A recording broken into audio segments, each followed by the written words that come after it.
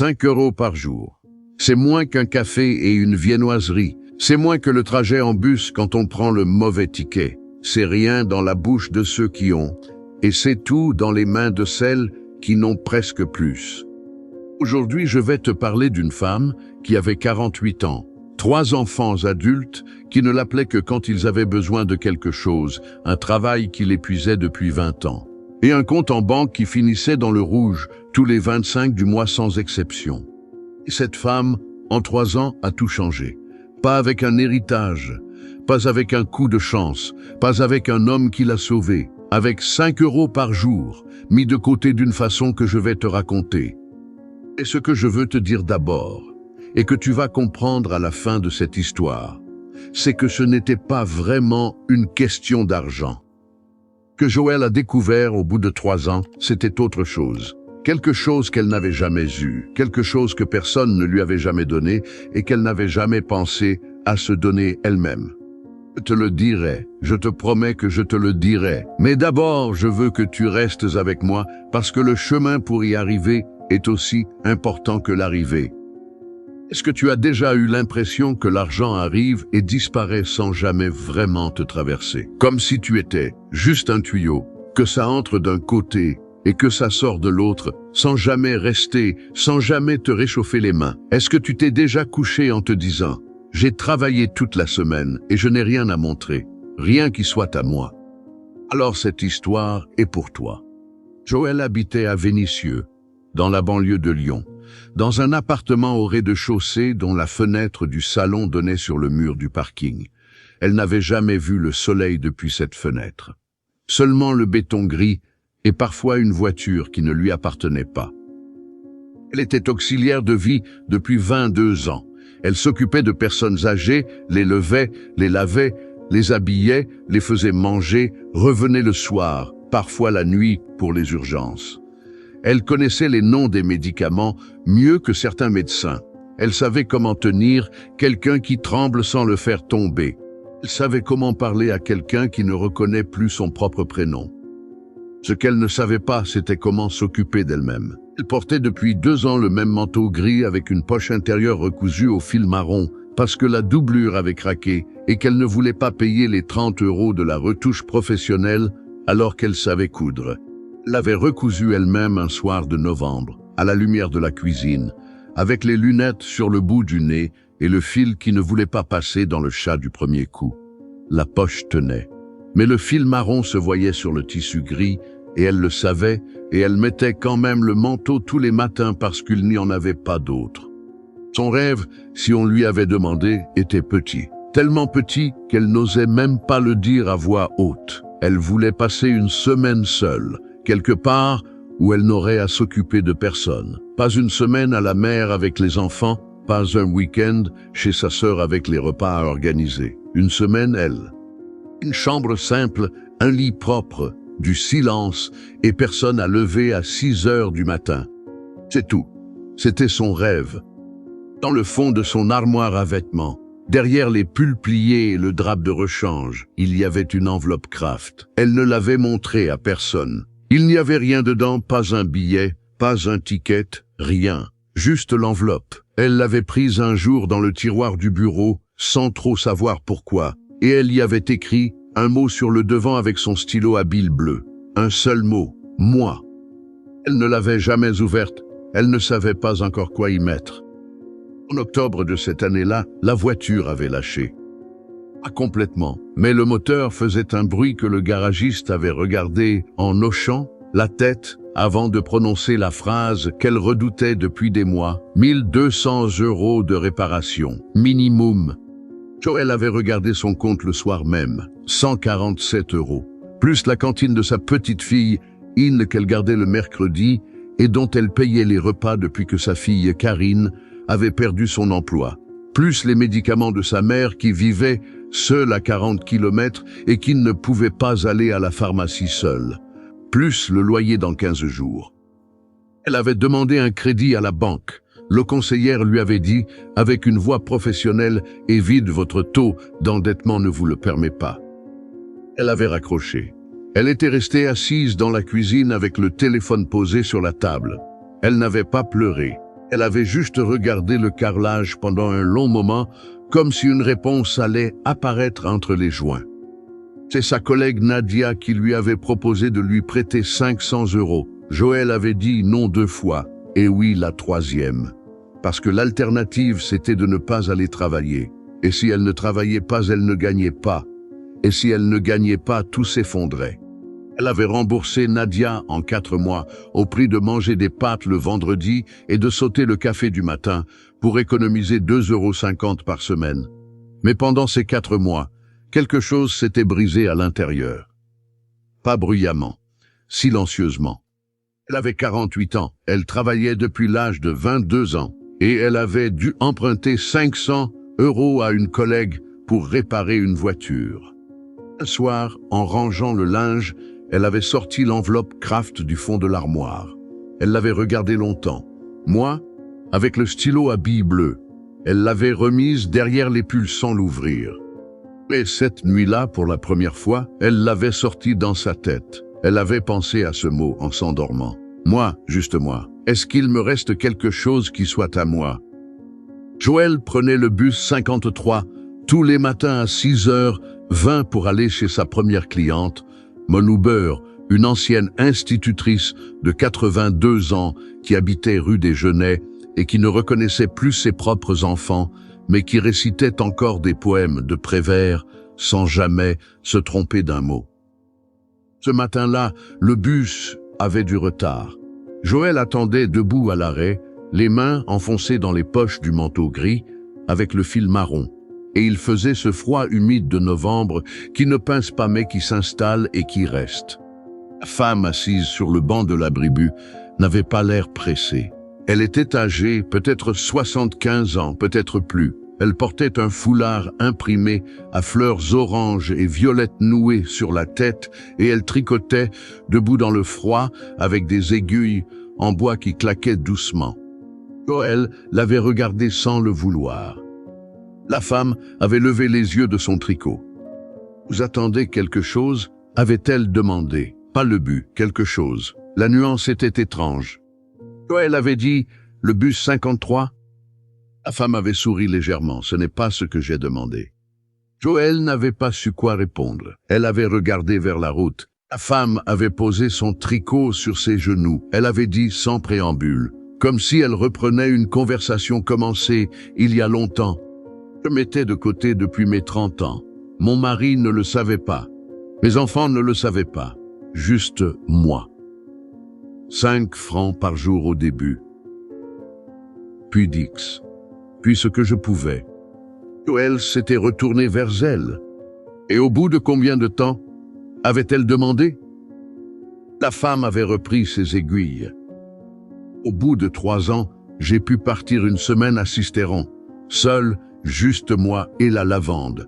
Je pleurais tous les matins, en me levant, tellement c'était silencieux. Il y avait eu un silence, le bus n'était toujours pas là. Et alors la femme avait dit, sans regarder Joël, les yeux sur ses mailles. Une femme qui garde quelque chose pour elle ne vole personne. Elle se souvient qu'elle existe. Le bus était arrivé. La femme n'avait pas bougé. Elle tricotait, dans le froid, avec ses fleurs oranges et violettes sur la tête, comme si tout le temps du monde lui appartenait. Joël était montée dans le bus. Elle s'était assise et elle avait regardé par la vitre jusqu'à ce que l'abribus disparaisse. Et cette phrase, elle l'avait portée avec elle tout le trajet, toute la matinée, dans chaque geste de son métier, dans chaque transfert, dans chaque repas préparé pour quelqu'un d'autre. Une femme qui garde quelque chose pour elle ne vole personne. Elle se souvient qu'elle existe. Joël a commencé le soir même, pas avec un grand plan, pas avec une application sur le téléphone, avec son porte-monnaie, la petite poche zippée du dedans et un billet de 5 € qu'elle y a mis avant de poser le porte-monnaie sur la table de nuit. Elle ne savait pas encore où elle mettrait l'argent. Elle savait juste qu'elle commençait. Le premier enseignement était venu dès la première semaine et il l'avait surprise. S'attendait à souffrir, à se priver, à calculer, à angoisser. Mais 5 € par jour, ce n'était pas de la souffrance. C'était du café évité 2 fois par semaine. C'était le supermarché de marque remplacé par le supermarché discount une fois sur deux. C'était éteindre la lumière du couloir qu'elle oubliait toujours allumée. Ce n'était pas un sacrifice, c'était une attention. Et cette attention, c'était la première fois depuis des années qu'elle se la portait à elle-même. Au bout de 15 jours, il y avait 70 € dans la poche zippée. Elle les avait mis dans l'enveloppe Kraft du fond de l'armoire. Pour la première fois, l'enveloppe avait un contenu. Elle l'avait refermée soigneusement, remise derrière les pulls, et elle était restée debout devant l'armoire, ouverte pendant une minute entière. Elle existait, elle avait une preuve. Le deuxième enseignement avait été douloureux, et c'est là que la promesse du bloc 1 commençait à tenir. En janvier, sa fille Karine lui avait annoncé qu'elle avait besoin de 300 € pour payer un dépôt de garantie. Un appartement, une nouvelle chance, un nouveau départ. « Tu peux, maman, je sais que tu peux. Tu m'as dit que tu avais un peu mis de côté. » Elle avait senti quelque chose se serrer dans sa gorge. Elle n'avait dit à personne qu'elle mettait de côté. Elle avait juste évoqué, une fois en passant, qu'elle essayait d'être plus prudente. Et Karine avait entendu « Il y a de l'argent disponible pour moi ». Pour la première fois de sa vie, Joël avait dit non à sa fille. Froidement, pas avec colère, avec une voix calme qu'elle ne se connaissait pas, une voix qui venait d'un endroit en elle qu'elle venait juste de commencer à habiter. « Je t'aime, Karine, et je ne peux pas te donner ça, pas cette fois. » Karine avait raccroché sans dire au revoir. Joël était allée dans sa chambre. Elle avait ouvert l'armoire, regardé l'enveloppe. Elle n'avait pas pleuré, mais elle avait tremblé un peu de ce tremblement qui vient quand on fait quelque chose de vrai pour la première fois. Sa fille avait trouvé l'argent ailleurs 3 jours plus tard. L'appartement existait toujours. Karine aussi. Et Joël avait compris, pour la première fois, que dire non à quelqu'un qu'on aime ne les tue pas. Ça les oblige simplement à se débrouiller, comme on aurait dû les y habituer depuis le début.